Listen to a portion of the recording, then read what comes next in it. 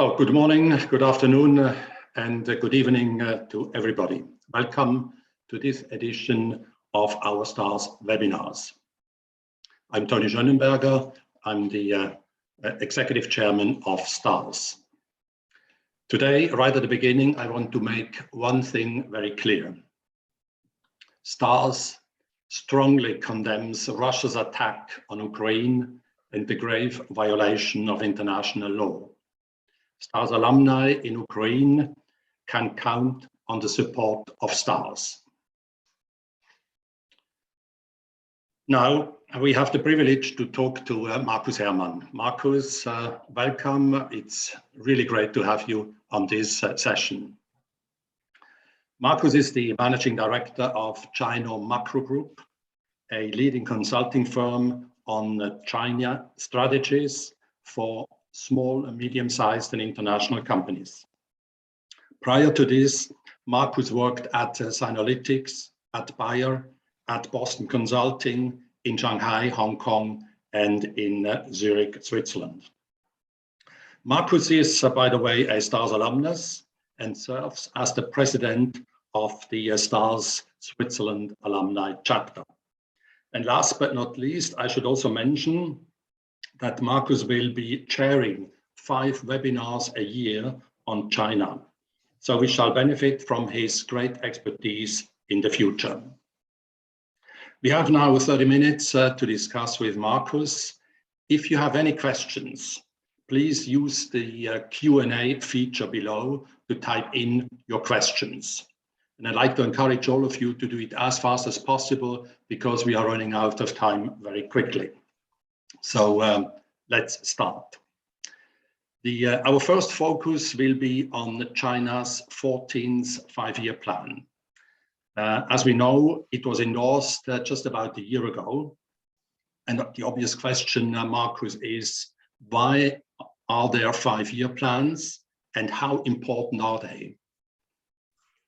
Thank you very much, Tony. And I would like to say that I sympathize with your words on Ukraine. I'm also aware that you emailed every single Ukrainian STARS alumnus and alumna. I fully appreciate that.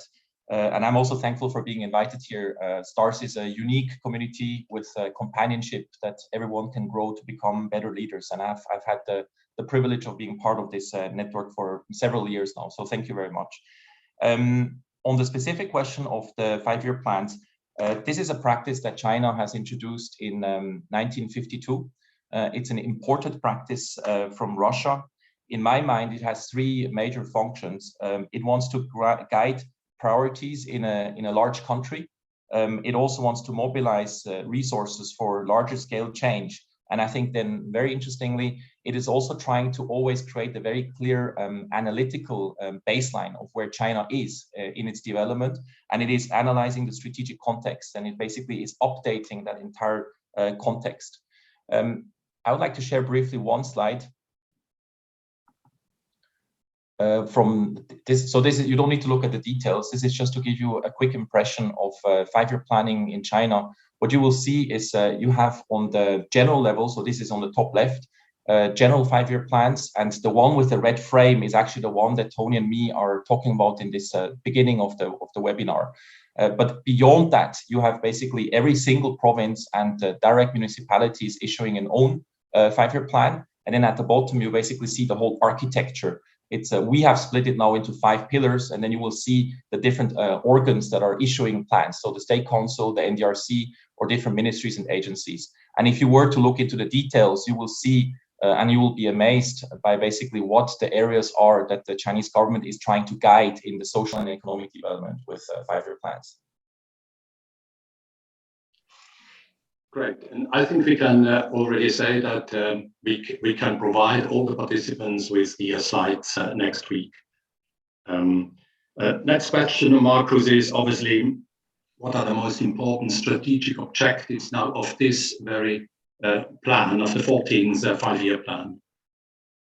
I would maybe one thing I wanted to add on your previous question. I think it's also if we think that China started using 5-year plans in 1952, it's obviously also because China was in a catch-up process when it compared itself to OECD countries. So it also serves as narrative building, but also as major milestones.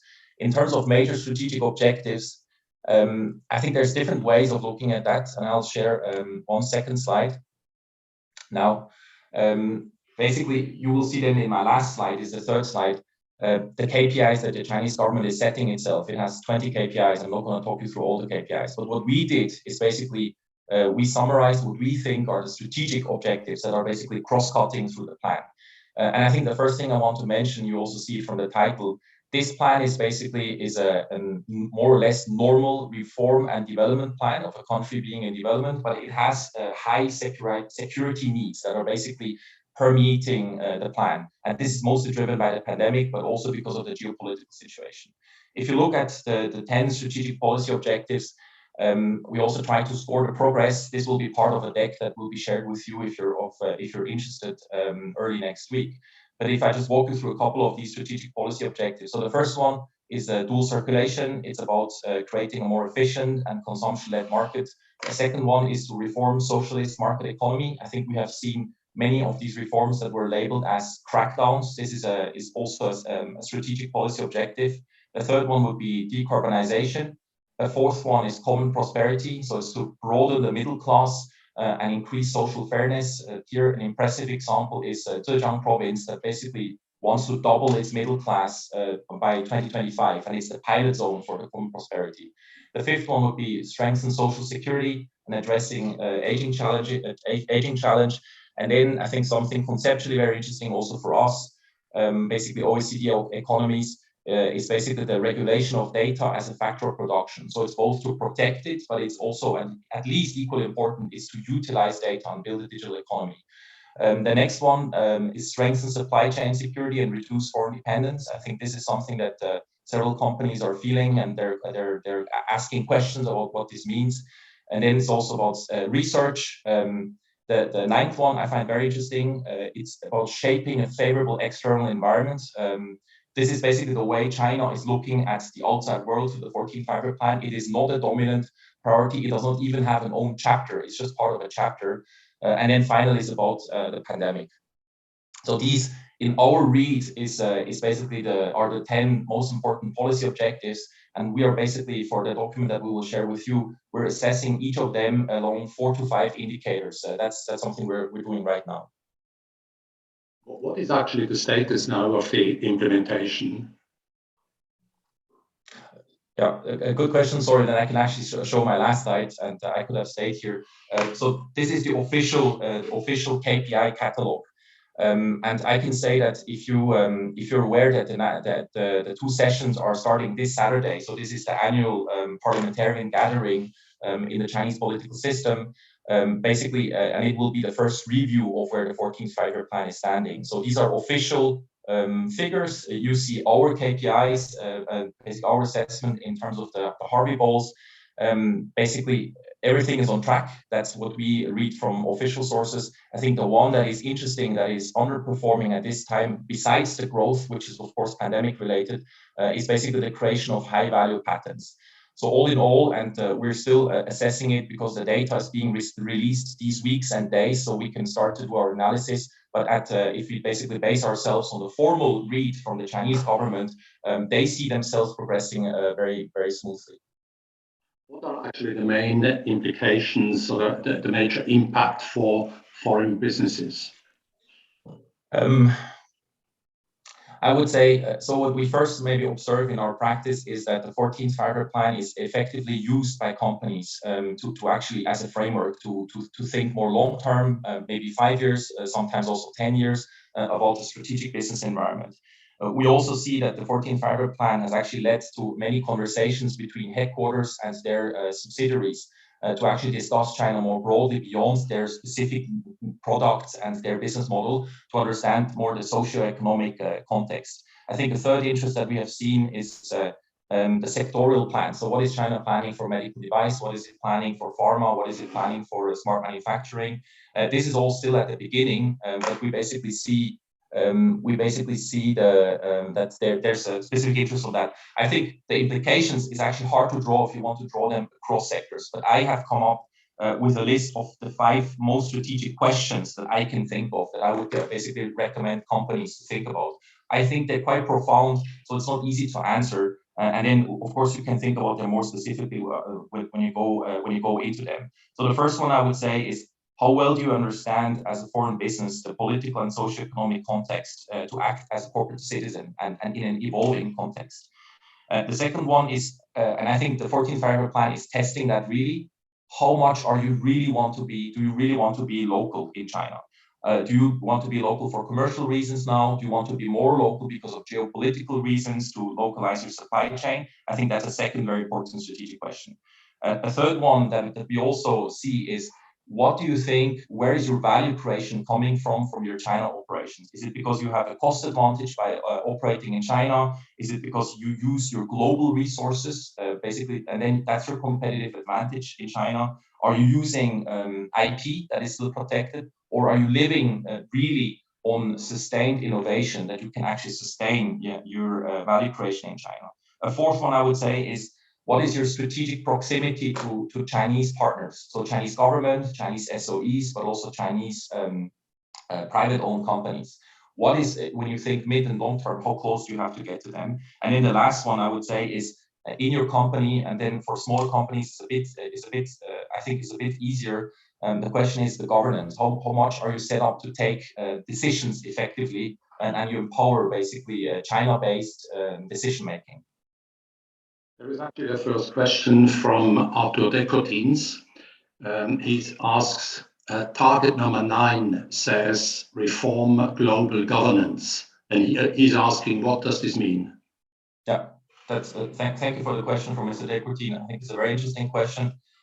We have seen especially after 2016, when Brexit and the election of President Trump happened, that Chinese foreign policy has been seeing that as more as a strategic window to basically advance Chinese interests. And this has multiple components. One, of course, is the regional situation in the Asia Pacific. But the second one, which is broader, is more the question of how is the international system organized. And in the perception of the Chinese government and think tanks and academics, this system is, of course, led by the United States. It's a system erected after the Second World War. And when they talk about reforming global governance, it means to bring in more interest, reflect interest of developing countries and of China more prominently into the system, which then basically means, for instance, if you say more practically, the WTO reforms that have to take into consideration that certain countries rely on stable enterprise, so that they need industrial subsidies, which the OECD countries are more skeptical of, or they used to be. So these are the questions of reforming the international system. There is another question from Christoph Lindenmayer. He's asking, is the medtech implants business still a strategic business for China? Does China still aim for 80% local production? How do you see the possibilities for foreign manufacturers in this field? Yeah, that's a very, very good question. Thank you, Chris, for the question. If I take it to medical device, because you talk about medical implants, I think medical device, it's the first 14th Five-Year Plan specifically for this sector that was released just very recently. So this is the first signal that it has come to be a priority for the Chinese government from a public health perspective, but also from a supply chain security perspective. You talk about a specific local market share goal of 80%. I would need to check what the specific goal is, but I think one differentiation that I will recommend, which is very important actually in this local market share discussion, is in most definitions, for instance, in the public procurement law of the Chinese government, and many of these medical devices are procured through public hospitals, so it's about public procurement, are actually defined as whether they are manufactured in China. So the question is it imported or manufactured in China? The distinction is not whether it's a Chinese or a foreign company. At least formally, this is a distinction. And then you have to analyze more carefully what is specifically happening for medical implants. But I would highly recommend for this type of medical device business to basically try to understand the context that has been, I think, clearly evolving for this industry. It is a strategic sector, to answer the question. Thanks. Another question from Nico Luxin from the Asian Society Switzerland. How are the different 5-year plans from provinces, levels connected? And how do they feed into each other? Are they sharing a common structure? Yeah. Thank you, Nico, for the question. Very good question.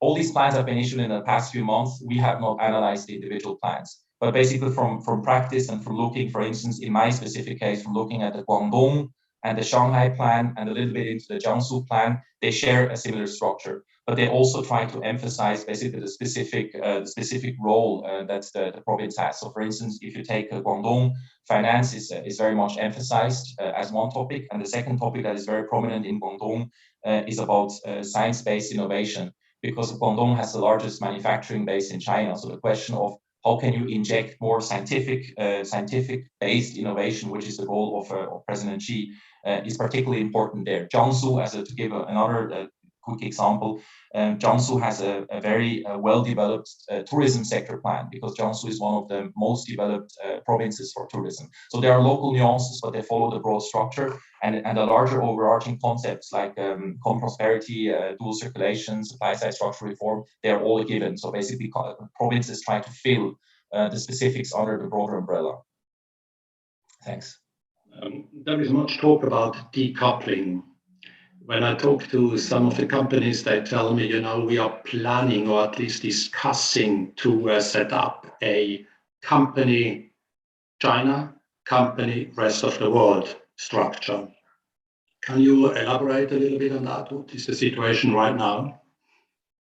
Yeah, I think there's multiple factors. There are pull and push factors. So there are the pull factors are the factors in China. China has multiple policies that would encourage more localization. So as I was mentioning, China tries to have a more secure and stable supply chain. That's how they call it. So they are, to put it very extreme, they're skeptical if they need to import something. So you rather manufacture it in China, which is also in line with the longer-term strategy of China becoming this large gravitational field. So China wants to be the center of the world economy. So there's a lot of market liberalization and opening up, which is conditional, which basically means we open up for specific technologies, for instance, medical device, because they want these FDI, these investments to come into China. So there's definitely a pull factor of more localization, and your Chinese colleagues or the Chinese colleagues here, they will basically be exposed to that, to those incentives in a way.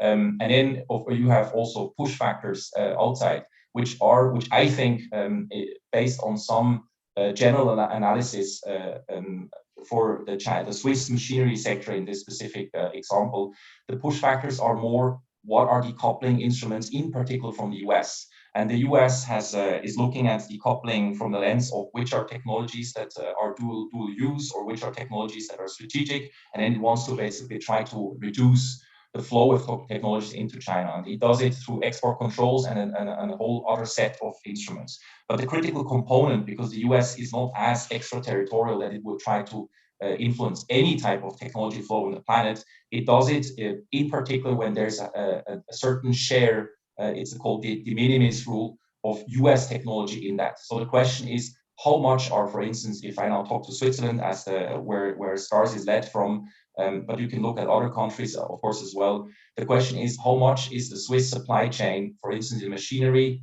ultimately also using US technology? And based on a high-level analysis with the TIVA database from the OECD, basically we can see that the value added of inputs into the machinery supply chain, Swiss machinery from the US, is limited. So basically it means that the push factor from the US side is actually not such a strategic factor.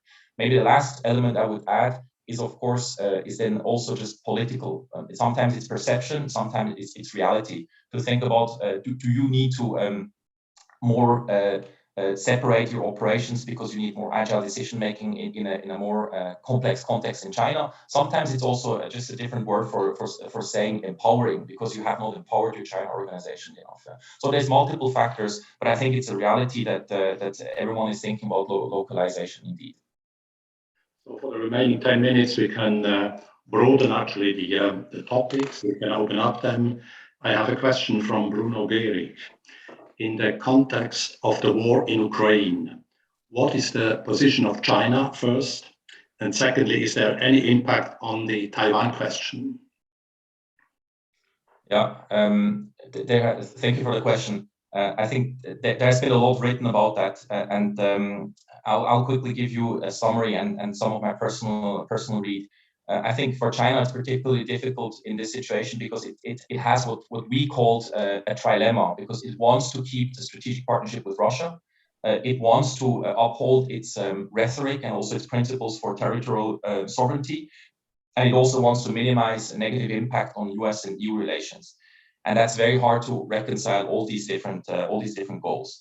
But basically, I think from all the actions and all the communications we see from the foreign ministry, Hua Chunying in particular, she's a spokesperson, she's basically tasked with this very difficult task to manage public understanding of Chinese policy. I think what we see, and this is not a term from me, it's from Evan Medeiros, we see a kind of a pro-Russia neutrality. So it's a neutrality, but it's ultimately pro-Russia. And why is it pro? Or maybe one more element. I think just yesterday or 2 days ago, we see a little bit more of basically signaling towards mediation, willingness to mediate or help, or basically try to make them reach a more peaceful conclusion. But the fundamental thing here I want to convey is I think the Chinese leadership still thinks that net, the Russian partnership is an asset, because they share fundamental interests in what we discussed earlier with the question of reform of global governance. So I don't think that that's basically the China-Russia partnership is being impacted at this point. With regards to Taiwan, I would say there are multiple points I would like to raise. First of all, I would say, although China is very good at exploiting crisis for opportunities, I don't think that this midterm policy of China, because China does not have a short-term plan to basically resolve the Taiwan question. I don't think fundamentally it would be impacted by what is happening in Ukraine so much directly. But there are other elements. I think another element is China has been now able to witness the ability of the West to put together sanctions in a very unified and fast manner. And this will impact their calculus for sure in the current situation. And then also it's clear, and the communication from both Guo Suqing, but also from the MFA has been clear that they say they want to continue normal, they call it normal trading relations. So basically continuing to cooperate with US and EU is still very important. So I would conclude, and that's maybe my personal opinion, I think the only factor that could drive a sudden change in the Taiwan policy of China is actually if Taiwan's policy or the EU or the US policy is changing in conjunction with the Ukraine crisis, because that could create a dynamic that China cannot escape, and it basically has to engage. There is another question from Florian Raff from Zurich Airport. He's asking, Chinese outbound tourism had become an important factor for many tourist destinations over the last few years, before it completely ceased due to the pandemic. When and how do you see the Chinese travel market open up again? Do you see changes to the pre-pandemic situation? Yeah, that's a very good question. Thank you. Maybe just briefly on the COVID policy. I think based on the evidence that we see, we would say that there will be cautious experiments starting in summer. 80% of Chinese are vaccinated, but there's still more than 240 or 250 million that are not vaccinated. But basically the goal is and we see the acceleration of approval, to vaccinate the remainder of the population and then to experiment with openings, which will basically facilitate cross-border travel. One thing I would also mention is that the 14th five-year plan for Chinese tourism sector actually was just released about 3 weeks ago. So maybe that's important for an airport. And there's multiple points I can mention here. I think the first one is China is much more assertive or clear in its interests. So it will basically say, you get our tourism, or you get it more smoothly if you're following the following principles. And some of these principles are, for instance, better interoperability in payments. Another principle is, for instance, better efforts for safeguarding in case of a crisis, and so on. So there are basically, I think the attitude has changed. It's not going to be fully unconditional, basically consumption flows into our markets. In terms of the timing, I think one of the biggest indication that we can use is the 14th five-year plan for civil aviation, which was also released. It's also on that chart that I showed earlier. And basically, there is a prediction that in 2023, civil aviation, international civil aviation, will start to return to a normality. But I would basically say it's not going to be 100% the same type of tourism as we saw prior to the pandemic. But that's maybe a generic point that that basically is clear to everyone anyway. Thanks. Last year, Markus, we saw a lot of regulatory measures regarding Alibaba and other companies. Is there more to be expected? Maybe. So my conclusion, my simple conclusion would be, yes, it will continue, but not as abrupt, and it's going to be mostly enforcement. But that's basically my conclusion. I would like to add quickly what I think why we had these reforms. I think there's mostly 4 drivers. One is anti-monopoly. The second one is data protection. The third one is financial risk, and the fourth one is basically and higher importance of social and health policy objectives that the companies have to respect more, which start to override certain of the market regulations. And I think if I just quickly review these 4 elements, anti-monopoly has been launched, but it will continue for sure. Data protection was very fast ramp up. So 2021 saw all the components, the main laws already put in place. That was very fast. I think the social policy, so for instance, labor rights, consumer protection, this will actually intensify later because the common prosperity will exert its effect later on. And for financial risk, at least what Guo Suqing says, the head of the CBIRC, he says that there's strong progress made in containing financial risk. But I think a lot of international analysts are skeptical of that. So in a nutshell, it will continue, but it's mostly going to be on the enforcement side. I have 2 more questions. The social credit system is much talked about. Can you give a very short summary about the impact of this system for foreign companies? Yeah, I think excuse me. I think the impact on foreign companies has not been so huge because there were very few real non-compliance cases that at least I would be aware of, and I have, of course, just a small sample. So I would say the impact in terms of an adverse impact is very small. But I still observe from surveys, from chambers, from different embassies that many from the USTR, many companies have gone through a process of reviewing their compliance through the lens of the social credit system. And the social credit system is still there, it's being implemented. Some provinces are more ahead, and the regulator is starting to use it to prioritize inspection resources to basically go after those with a lower social credit score. So it's definitely still a topic that deserves attention. And last question before we have to come to an end. In autumn of this year, there is the PART Congress. Any surprises? Anything you are expecting? I'm surprised in terms of whether she will be re-elected. I think there will be no surprises. I think the whole analyst community is aligned on that. We don't see any other indications. The 5th plenum, which is an important factor, did not gave very strong language for his role, for his position in the Chinese in the party. There's also no successor that is basically lined up that has a portfolio, because the critical thing is you need a portfolio across party, states, and military, and that's very hard to build. And he could also deliberately not let people build that type of portfolio. I think the interesting question will be whether he will stay on 2027. I think that will be interesting. I think in a nutshell, I would say the likelihood is bigger that he will stay on. He's not so old. He's still consolidating his power at this point from basically the things that we can absorb from the outside. And I think a milestone until 2035, because the 14th Five-Year Plan has goals until 2035. He probably wants to influence more of the start of the implementation towards 2049 goals than just the next 5 years.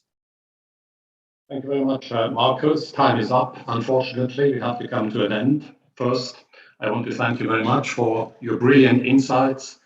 It was very helpful for companies being active in China. Thank you very much again, and I wish you and your company all the best and every success. And we particularly also look forward to having you again to the next sessions on China, which you will moderate. So we are very much looking forward to that. The next webinar will be with Yin Roberts. He's the Chief Technology Officer at Buller in Switzerland. This will be in 2 weeks from now, and he will be speaking on accelerate innovation, sustainability, and digital transformation. I hope you see you there, and in the meantime, I wish you all the best. Take care and goodbye.